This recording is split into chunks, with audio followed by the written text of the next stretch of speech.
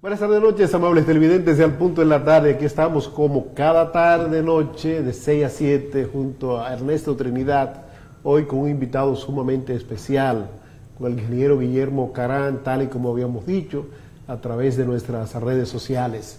Vamos a pasar balance a lo que ha sido el primer año de gestión gubernamental del presidente Luis Abinader a propósito de esa presentación de memoria anticipada del presidente Luis Abinader en el día de ayer. Bienvenido, ingeniero Carán, al Punto en la Tarde. Bueno, gracias. Estamos a disposición. Gracias por aceptar nuestra invitación. Un agrado, ingeniero, que usted aceptara nuestra invitación para compartir sobre todo esa parte del discurso del presidente Luis Abinader y algunos temas más, sobre todo relacionados con la deuda de este gobierno y cómo ha ido en su primer año.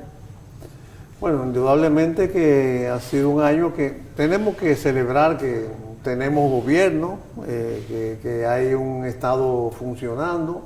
Tú recuerdas que los primeros días de gobierno se decía, bueno, que el PLD era había dejado una maquinaria tan amarrada que iba a ser difícil. Sí. Incluso alguna gente llegaron a compararlo con el caso de Juan Bosch, que nada más duró 9 meses. Y la gente estaba hasta contando los días y las semanas y los meses. Yo creo que el hecho de que tengamos todavía un gobierno constitucional, de que tengamos un relevo en la conducción de la cosa pública, es algo que debemos celebrarlo y sobre todo que nadie pone en duda que tenemos que seguir los mandatos constitucionales. No, claro que sí. Y todo el mundo apuesta a que haya un buen gobierno. Sí. Y algunas personas colaboran, lo apoyan y otros apostamos a través de las observaciones, de las críticas, sí, que como decía Manuel Azaña, para que haya un buen gobierno tiene que haber una buena oposición.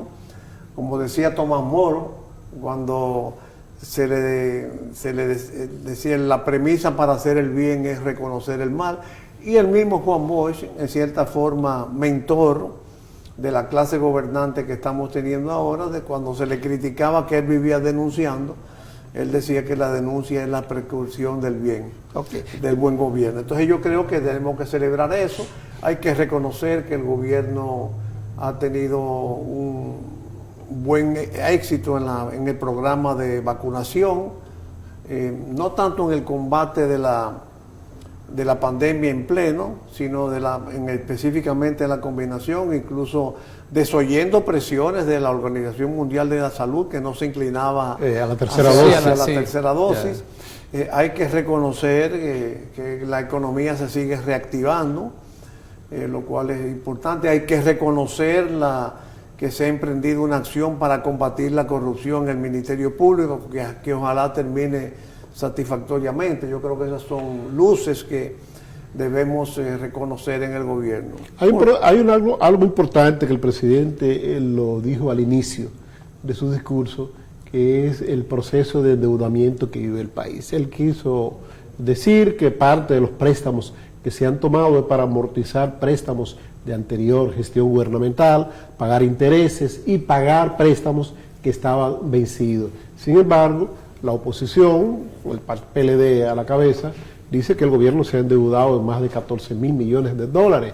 Sin embargo, el ministro de Economía, Planificación y Desarrollo, el señor Seara Hatton, dice que no, que el endeudamiento va por alrededor de los 7.000 millones de dólares. Entonces, yo quiero saber la opinión del ingeniero Guillermo Carán con relación al proceso de endeudamiento que vive el país, si usted cree que nos encaminamos a una encrucijada de que se pueda cerrar el crédito a la República Dominicana. Bueno, cerrar el crédito es muy difícil en estas circunstancias y sobre todo ante un país pagador.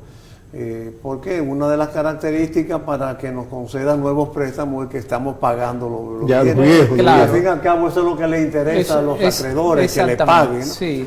Lo que estamos es encaminándonos hacia una situación de hipoteca nacional que contribuye y coadyuva a que una mayor proporción de recursos se dedique al pago de la deuda. Me gustó ese término, hipoteca nacional, me gustó ese término. Claro, también, en cierta forma hipotecando el país. Hipotecando los ingresos, hipotecando los ingresos públicos para dar una una respuesta al pago de la deuda. Y mientras tú dedicas dinero para pagar la deuda que pudiste haber dedicado a la provisión de algún servicio, sea para fomentar la producción o sea para un servicio social, ya estás amarrando los grados de libertad de un gobierno para encarar las urgencias que estamos teniendo ahora.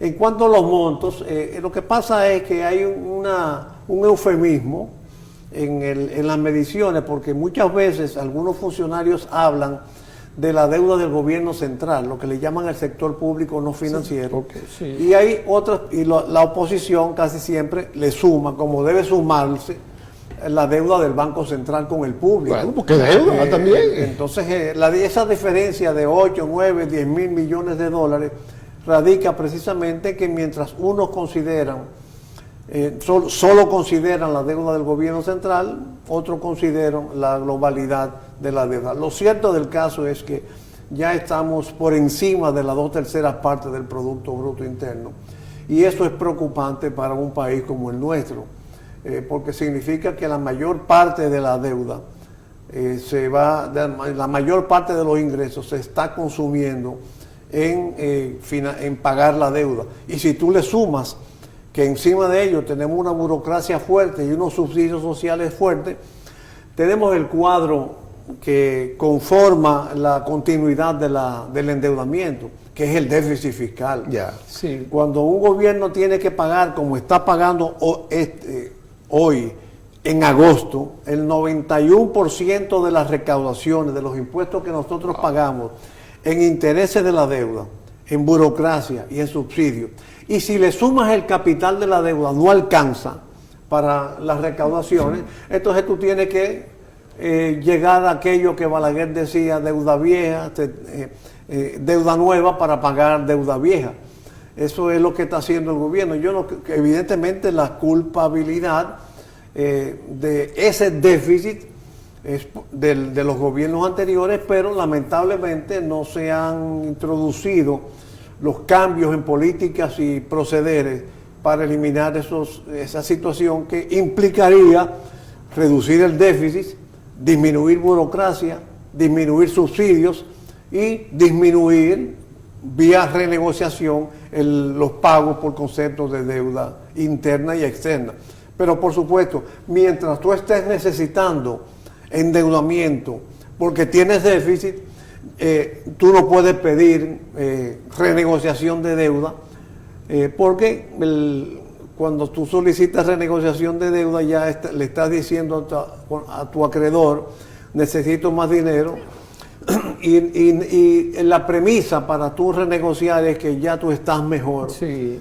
Ya que hay una mejora. Que hay una mejora, bueno, ya yo no necesito tanto de ti, vamos a renegociar lo que yo te debo. Y la calidad de ese préstamo también. Vamos a ver cuál es la calidad, hacia dónde se dirigen esos recursos que se toman prestados. Porque yo soy de lo que digo, de que no es nada que tú tomes prestado si es para producir. Si tú tomas prestado 100 y esos 100 que tú tomaste prestado te van a producir 150, tú tienes 50 de ganancia, ¿verdad? Claro, claro. Y si se va a dedicar al fomento de la producción. Yo recuerdo a Jacobo Magluta en los años 90, cuando se estaba en los años 80 más bien, cuando se debatía el tema de la emisión de inorgánicos.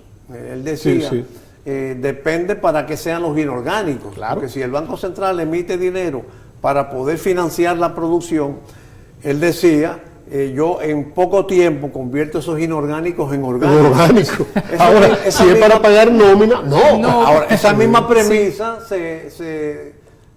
tú seguramente habrás recordado eso, porque tú eras reportero en esos tiempos, pero tú, cuando ese mismo razonamiento puedes aplicarlo al endeudamiento. Si el endeudamiento tú lo dedicas a financiar la producción, sea directamente mediante préstamos para prestar a la agricultura o para financiar la infraestructura para producción como canales, presas, caminos, ese endeudamiento tú lo conviertes en un factor de producción. Y el porcentaje del endeudamiento se mide en un denominador. en una fracción en que el numerador es lo que tú debes y el denominador es el producto. Yeah. Si tú aumentas el denominador, si tú aumentas el producto, entonces el endeudamiento es menor. Bueno, ingeniero, permítame una breve pausa comercial. Sí. Para cuando regresemos, entonces vamos a hablar de otros aspectos importantes que abordó el presidente Luis Abinader en su intervención en el día de ayer. Hablaremos de reforma fiscal. Regresamos en breve con más.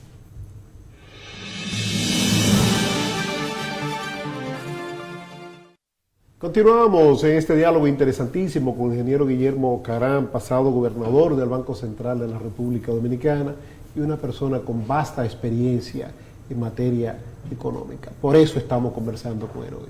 Ernesto Trinidad. Ingeniero, el presidente Abinader ha hablado de una reforma fiscal y sobre todo ya se ha avanzado algunos aspectos con relación a este tema. Se dice que el ITEVIS lo van a ampliar, que podrían bajar del 18 un poco más, que va a alcanzar ampliar la base, y además que podría ir hacia la riqueza, el patrimonio. Desde su punto de vista, ¿podría una reforma fiscal en estos momentos no generar calamidades o podría ser importante?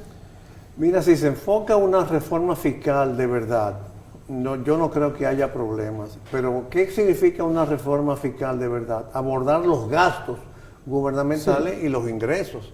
Porque muchas veces todavía, incluso el gobierno habla con frecuencia, en las declaraciones recientes del ministro de Economía, se centró en la parte tributaria. Y cuando tú te enfocas únicamente en la parte tributaria, tenemos el tipo de reacción que hubo en Colombia y que hubo en Chile. Claro. Pero si tú abordas simultáneamente los gastos, yo creo que se logra algo muy positivo para el crecimiento del país y sobre todo pensando en qué es el leitmotiv, qué es lo principal para qué es lo que se busca, cuál es el fin esencial de la reforma fiscal. Equilibrar una finanza pública con unos gastos irracionales o fomentar la producción y el empleo. Lo que se ha hecho hasta ahora en el presente siglo en materia de reforma fiscal ha sido una reforma fiscal para cubrir los déficits gubernamentales originados en unos gastos elevados y no necesariamente racionales, de buena calidad. Entonces vamos a mejorar esos gastos y que esos gastos sirvan de estímulo a la tributación y eliminar de esa forma las posibles reacciones adversas. Los reformistas hicimos una reforma fiscal en los 90 y aquí no se tiró un tiro, ni hubo una protesta por la reforma fiscal que hicimos en el año 92. ¿Por qué? Porque se tenía conciencia de que había un gasto público orientado hacia las necesidades. Algunas personas decían que habían inversiones suntuarias como el Faro a Colón, que ha terminado siempre siendo un atractivo turístico. Pero la austeridad en el gasto público, el sopesamiento en el gasto público, siempre fue reconocido por todas las instancias nacionales. A veces se le criticaba por ser muy riguroso y excesivo, por ejemplo en el tema de sueldos y salarios. Pero aquí hubo más protestas con los resultados de las elecciones del 90 que con la reforma fiscal del 92, lo cual significa que cuando hay una reforma fiscal bien hecha, no se produce ese efecto adverso en la ciudadanía. Ahora, lo que yo estoy viendo es que el gobierno debe vencer el miedo a la reforma, que le tiene miedo, concebirla bien, concebirla con las dos patas, el gasto y los impuestos, y aprovechar el tiempo, porque yo estoy de acuerdo con ese consenso que ha convocado el presidente Abinader. No es la primera vez que lo hace. No, claro que no. Tú recuerdas que llegó a visitar a los líderes. Escúcheme que lo interrumpe, ingeniero. ¿Por qué usted dice que el gobierno le tiene miedo a la reforma? Porque lo anuncian, la retiran, lo ocultan. Tú recuerdas que para el presupuesto del año en curso se adjuntó una reforma fiscal. Se habló de eso. Unos funcionarios dicen que la reforma fiscal es imprescindible, que yo la creo, porque aquí hay que fomentar la producción y el empleo, pero al mismo tiempo otros después te niegan. hay como posiciones diversas en el gobierno. De manera que, y todo eso es por el miedo político que hay, porque el presidente retiró la reforma tributaria del año 2020 para financiar el presupuesto del 2021. Entonces hay que perderle el miedo. Y eso sí, hacer una reforma fiscal correctamente concebida, inspirada en fomentar la producción y el empleo, convencido que si hay más producción y más empleo, por esa vía va a haber más compras, va a haber trabajadores trabajando, compras, ventas, y por las compras y las ventas las recaudaciones van a aumentar.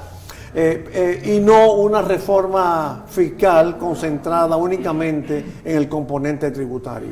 Quizás este gobierno, para mí, se le ha ido el tiempo precioso que existía para una reforma, porque el próximo año 2022, usted sabe lo que ocurre aquí, ya estaremos prácticamente en proceso electoral, en las primarias de los partidos, en definirse si el presidente actual aspira o no a la reelección, y podría ocurrir lo mismo que ocurrió con la pequeña reformita del presidente Danilo Medina, que se aprobó, y entonces ya cuando llegó a la aplicación de cosas, el presidente Danilo Medina, queriendo ser monedita de oro, caerle bien a todo el mundo, pues retiró parte de esa reforma, que están aprobadas ahí, pero el Congreso, y que por decreto se archivaron, se guardaron en una gaveta. El caso, por ejemplo, del pago del derecho a circulación de los vehículos de motor, en base a la cilindrada de los vehículos, a la marca de los vehículos, porque es injusto que un Toyota Corolla del 2015 pague lo mismo que un Mercedes-Benz del 2015.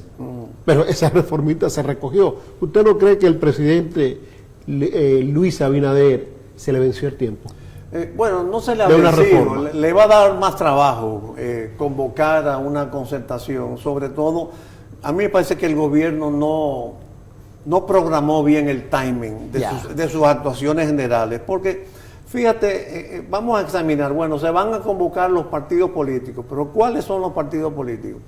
El PRD y el Partido Reformista, el mío, realmente están reducidos a su mínima expresión. A su mínima expresión, sí. Y no van a aportar elementos importantes para garantizar la paz social ante eventuales medidas que tengan que adoptarse en el contexto de una Quedaría PLD y Fuerza del Pueblo. Quedaría PLD y Fuerza del Pueblo. PLD está arrinconada y a la defensiva en los procesos judiciales. Y él le tiró un bocapié, iniciando. Le tiró un bocapié. Al igual que Leonel Fernández. Y al final lo suavizó al PLD también como parte de que pueda acudir a esa cumbre que está convocando. Claro, lo cual me pareció una falla estratégica. Pero tú tienes a Leonel Fernández que está tratando de levantar cabeza. Mira cómo ya él habló del pollo y repitió su estilo de discurso. Para tal cosa, la fuerza del pueblo, para tal cosa, la fuerza del pueblo. Que fue lo que le ameritó el triunfo en varios procesos electorales. Es decir, no sé, indudablemente, lo ideal hubiera sido que al principio de gobierno se convocara esta concertación partidaria y que se tratara de producir algo como se produjo en España, por ejemplo, a la caída de Franco, los pactos de la Moncloa, un acuerdo político que luego fue refrendado por las instancias económicas, los agentes productivos. Sobre todo que en República Dominicana tú estás teniendo ahora, tiene disponible un mecanismo que es el Consejo Económico y Social.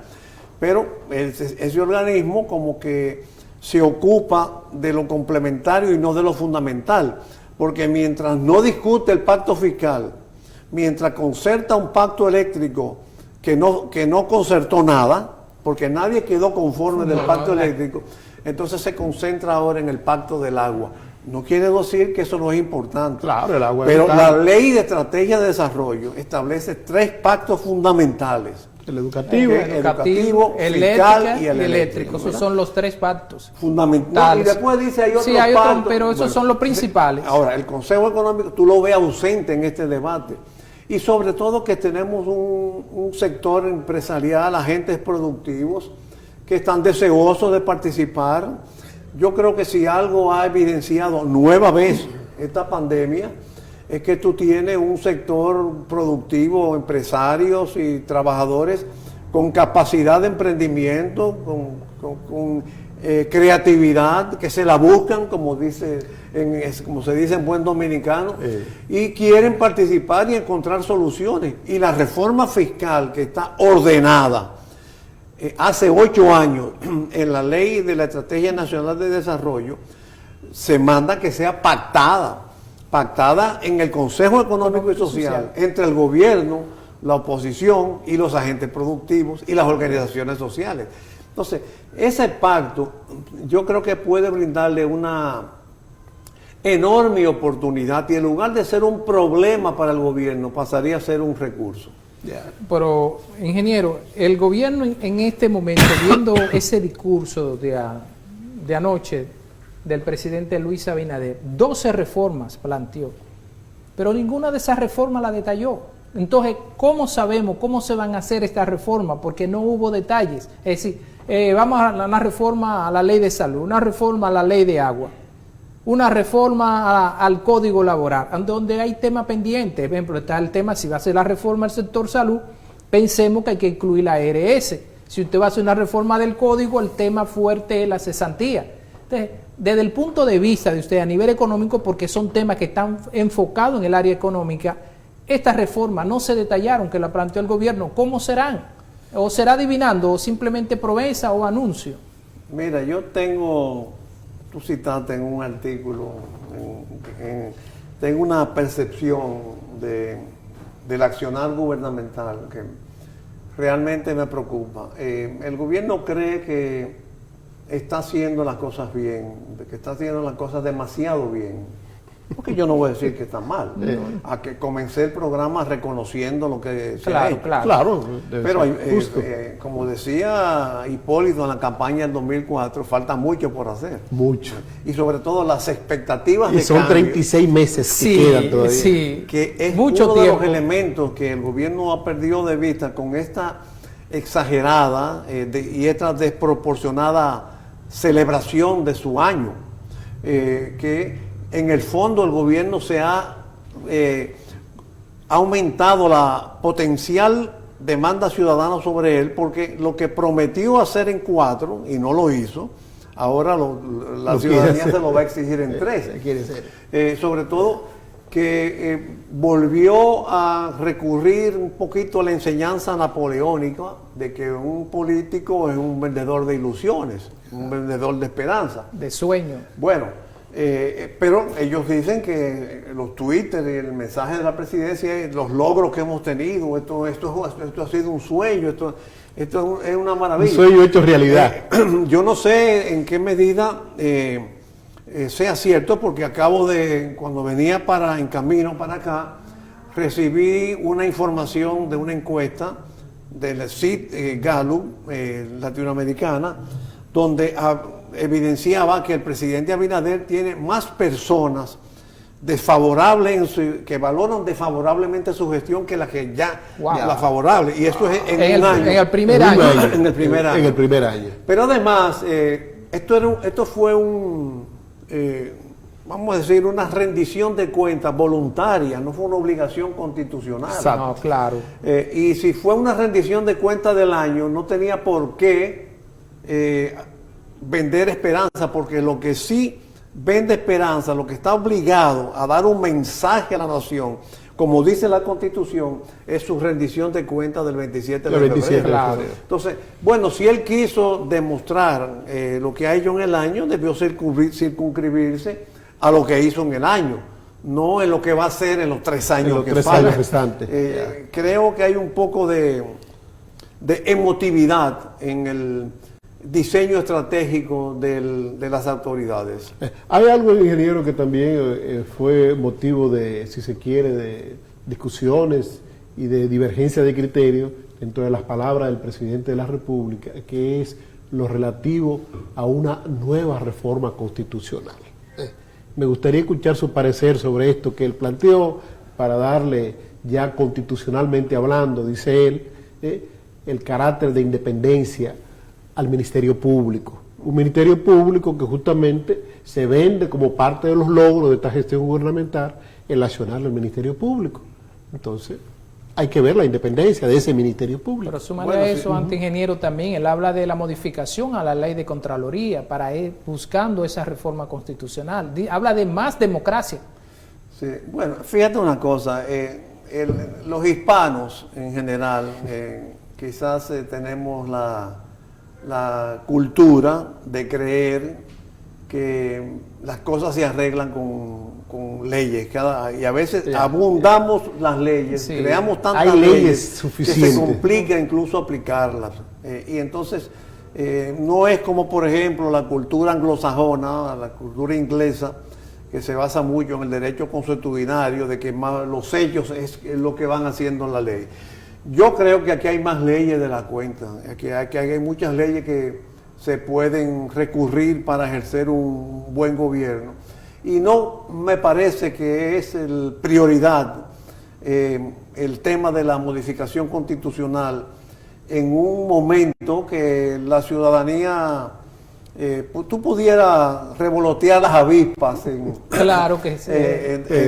Y que va a necesitar de los dos partidos que él justamente criticó duramente ayer, del Partido de la Liberación Dominicana y de la Fuerza del Pueblo. Sí, claro, porque todos sabemos sobre qué se basa una reforma. No, y que en el pasado usted sabe que han habido situaciones. La Fuerza del Pueblo que ha hablado de ponerle candado a la Constitución. Exactamente. Entonces, sí. Yo no creo que nunca lo llegaron a poner. Bueno, pero me parece que es un poco de distracción de esfuerzo y de desviar la atención. Me parece que fueron de esas ideas un tanto rebuscadas de ver qué dice el presidente de novedoso en esta ocasión, pero le puede salir el tiro por la culata. Lo acusaron de que ese no fue un discurso, sino un poema extenso. Un poema extenso, se dice. Sí, bueno, yo pienso que no es una prioridad. Y fíjate que me sorprendió que el presidente del Tribunal Constitucional en un programa hoy mismo inmediatamente respondió a eso. Es que esa no es la prioridad nacional. Aquí, mira, incluso aquí nos estamos llenando en ese afán por reconocer y rebuscar logros y decir que estamos protagonismo. Por ejemplo, nos estamos descuidando con que bueno, está bien, la vacunación va bien, se está controlando la pandemia, pero ¿en cuántos países se ha controlado la pandemia y al cabo de un tiempo resurge? ¿En cuántos países se ha vacunado? Otro rebrote y vuelve. Mira Chile, que tiene un porcentaje de vacunación como nosotros. Israel llegó a prohibir con bandas y platillos el uso de mascarilla. Y volvió. Sin embargo, volvió al confinamiento. Algunos países orientales, también. En Corea, por ejemplo. De manera que yo creo que la prioridad es la sanidad, no vacunar.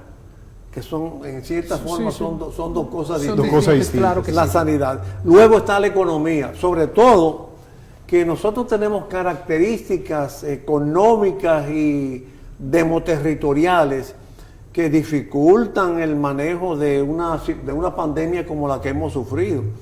Porque, por ejemplo, ¿cuáles son las recomendaciones básicas para controlar la pandemia? Bueno, usar mascarillas, higiene, no aglomerarse, distanciamiento. Pero ¿cómo tú le pides a una persona que vive hacinada en la mitad de nuestros centros urbanos? Es difícil. Que no salga porque va a aglomerarse. Pues yo vivo aglomerado. Claro. Porque ¿cuánta gente vive aquí en piezas de 4x4? Claro. Y en habitaciones pequeñas. Y el patio de la casa en la calle. El patio y la calle de por sí tiene los 4 metros. Claro. Y la falta de servicio. Y en la economía, ¿cómo tú le pides? ¿Cómo el gobierno sigue con el programa Quédate en casa? Porque más o menos sigue. Lo han ampliado, le cambian de nombre. Pero todo eso, pero tú no le puedes pedir a una población que no tiene capacidad de ahorro, que no tiene despensa, que se quede en su casa, tiene que salir a buscar el pan de cada día. Es muy difícil. Para sus hijos. Entonces, yo creo que la situación estructural, el respiro que estamos teniendo por la coyuntura pandémica, debe brindarnos un espacio para abordar los problemas estructurales que hemos tenido desde siempre. Y a eso es que yo creo que el gobierno debe apostar con toda la fuerza posible.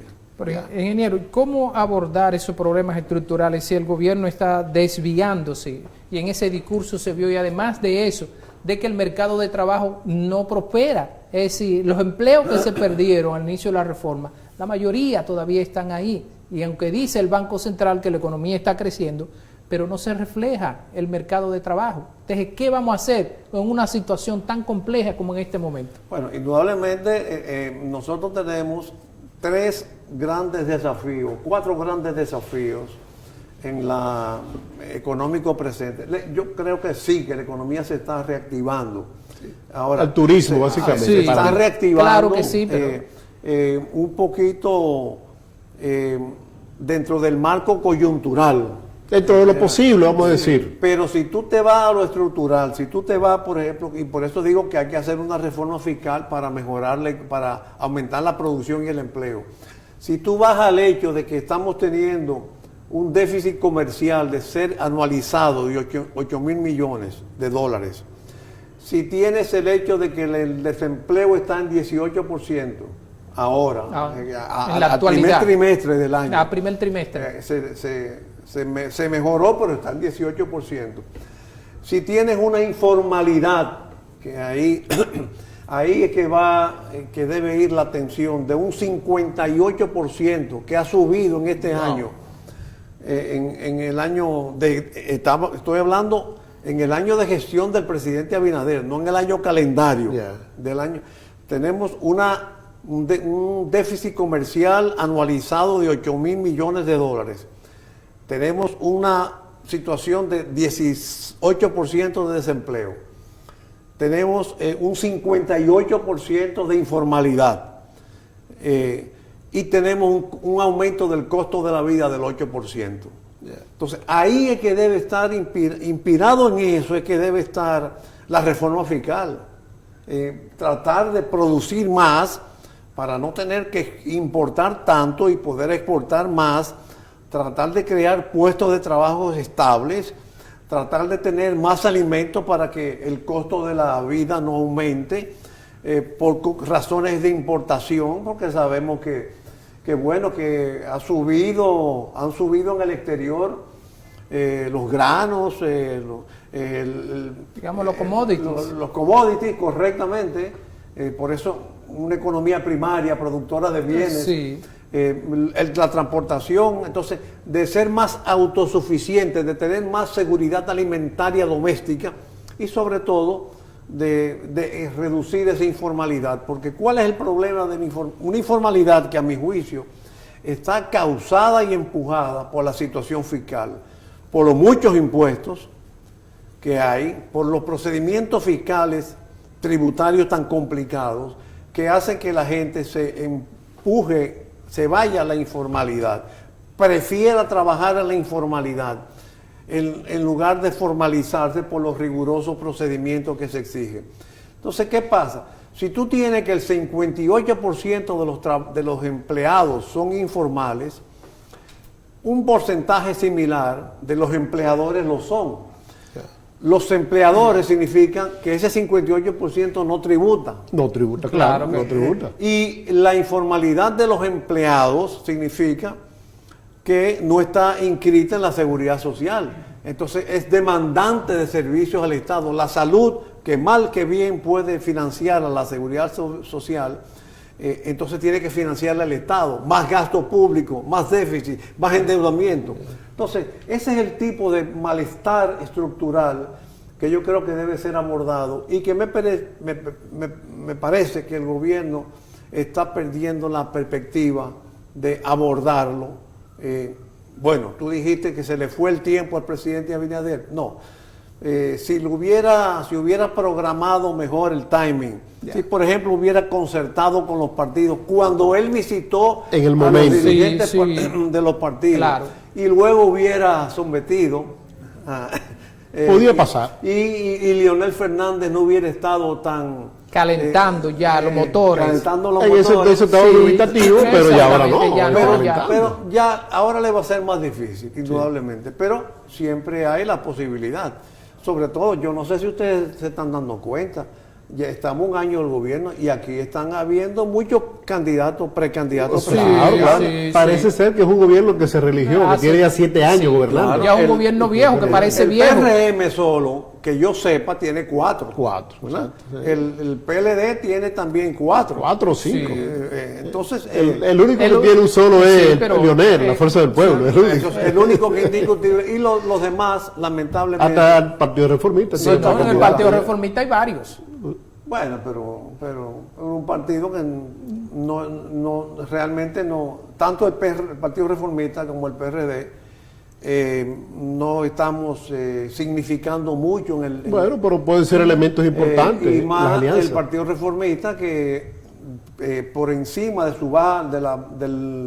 del bajo porcentaje electoral recibido, le dieron el golpe del financiamiento de los partidos. Ya. Que en eso el PRD no lo buscó, pero le tocó, le le tocó.